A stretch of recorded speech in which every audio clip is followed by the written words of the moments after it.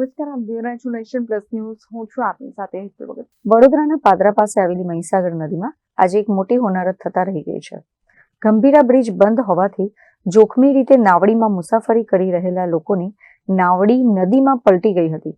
ક્ષમતા કરતાં વધુ પેસેન્જરો સવાર હોવાને કારણે આ ઘટના બની હોવાનું પ્રાથમિક દ્રષ્ટિએ જાણવા મળ્યું છે. પાદરાના મુજપુર ગામ પાસેથી પસાર થતી મહીસાગર નદીમાં મુસાફરો ભરેલી એક નાવડી પલટી જવાનો વિડીયો સોશિયલ મીડિયા પર વાયરલ થયો છે.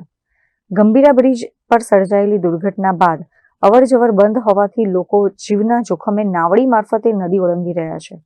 આજે પણ નાવડીમાં તેની નિર્ધારિત ક્ષમતા કરતાં વધુ પેસેન્જરો બેસાડવામાં આવ્યા હતા. નાવડી કિનારાની નજીક જ પલટી મારી ગઈ હતી. ઘટનાને પગલે આસપાસના સ્થાનિક તરવૈયાઓ અને કિનારે ઉભેલા લોકો તાત્કાલિક મદદે દોડી આવ્યા હતા.